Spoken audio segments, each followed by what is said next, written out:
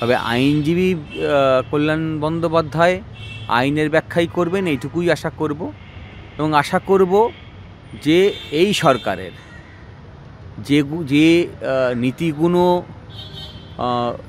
সাধারণ মানুষের পক্ষে যায় না, যারা বেকার ছেলেদের পক্ষে যায় না, তাকে সমর্থন করবেন না, এটা আশা করব। তাহলে আইনের নিরিখে যদি স্কুলের মান সকলের সমান হয়, বা এই মান যাতে সমান থাকে, যাতে মিনিমাম স্ট্যান্ডার্ডটাকে মেনটেন করা যায়, তা যদি নিশ্চিত করা যায়, সেটা যেটা গভর্নমেন্টের দায়িত্ব, তাহলে একটা অংশের শিক্ষককে কেন আমি এক্সপেরিয়েন্সের মার্কস দেবো আর একটা অংশকে কেন দেব না? আমি এই কথাটি উল্লেখ করলাম যে কীভাবে জটিলতা তৈরি করা হয়েছে।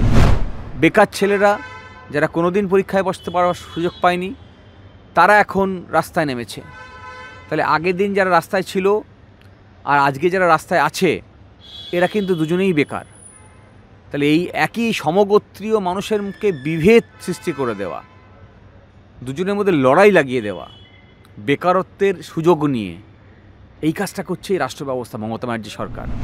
স্যার, একেবারেই 2016 প্যানেল যে কারণে বাতিল হলো, দাগির শিক্ষকরা একেবারে সেখানে ছিল বলে 2016 প্যানেল বাতিল হয়েছে। আবারও এইবারের যে নিয়োগ প্রক্রিয়ার যে ইন্টারভিউ তালিকা আমরা দেখতে পেলাম, ভেরিফিকেশন লিস্ট, সেই ভেরিফিকেশন লিস্টের নাম রয়েছে নীতিশ রঞ্জন বর্মন। সে দাগি কিন্তু ফিজিক্যালি ডিসেবল বলে তাকে নাকি নিয়োগে বসার সুযোগ দেওয়া হয়েছে, এমনই কল্যাণ ব্যানার্জি দাবি করছেন কোর্টে আজকে। কোনো একজন ব্যক্তিকে নিয়ে আলাদা করে মন্তব্য করতে চাই না।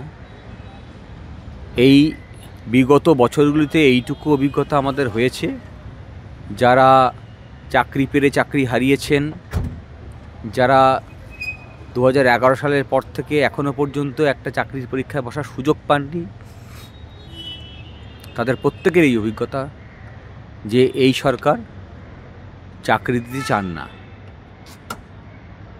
যারা খুব লজিক্যালি এই সময়টাকে বিশ্লেষণ করেছেন, তারা এই ব্যাপারে নিশ্চিত।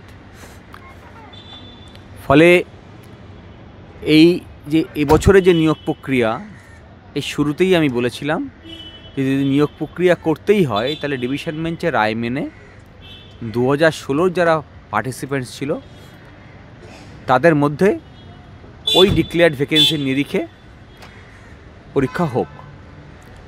একই সঙ্গে যারা ফ্রেশার্স, তাদের জন্যে যে নতুন ভ্যাকেন্সি তৈরি হয়েছে 16 সালের পর থেকে, তার জন্যে নতুন নিয়োগ প্রক্রিয়া শুরু হোক।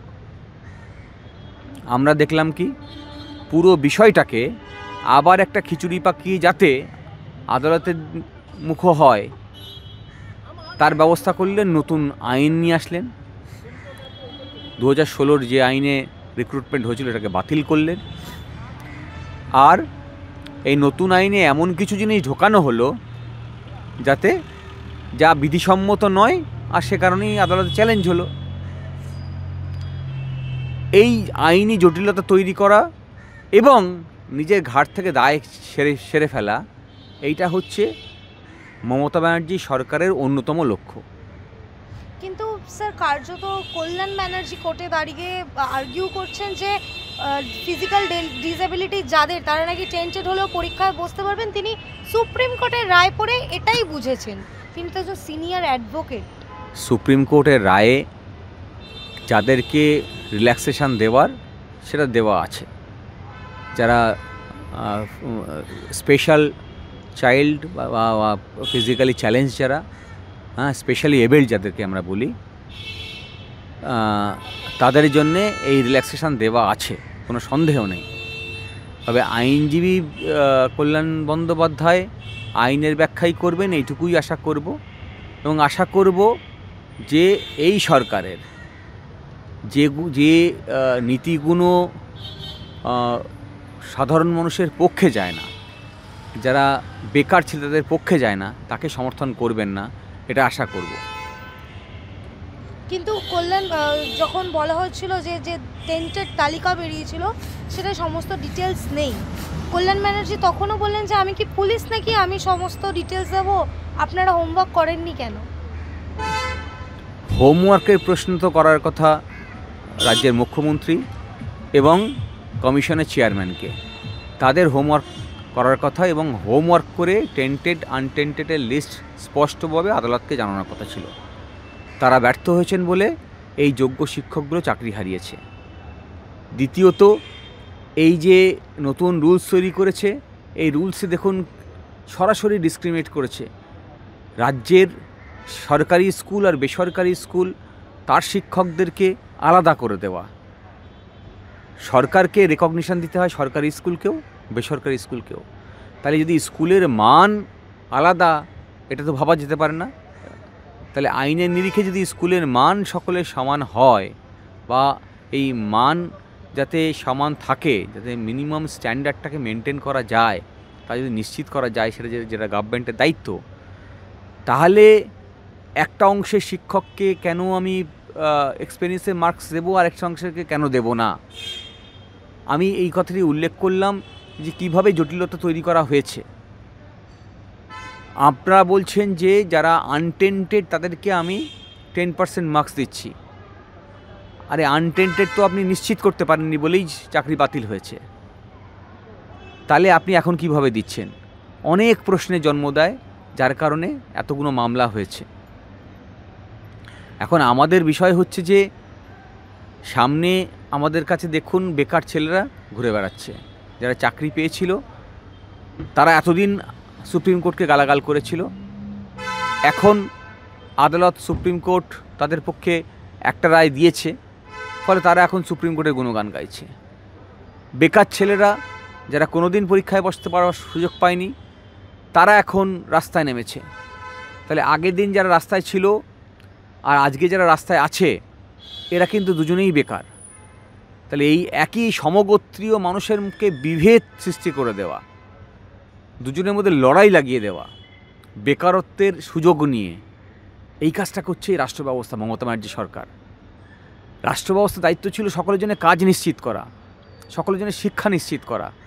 তা না করে দুটো গোষ্ঠীর বেকারের মধ্যে তাদেরকে ভাগ করে দিয়ে তারা রাস্তায় লড়াই করছে।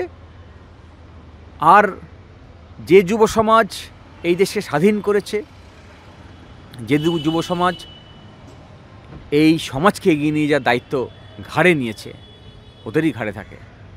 কিন্তু আমি চাইব তারা আগামী দিনে সৎ সাহসের সঙ্গে সঠিক সিদ্ধান্ত নেবে।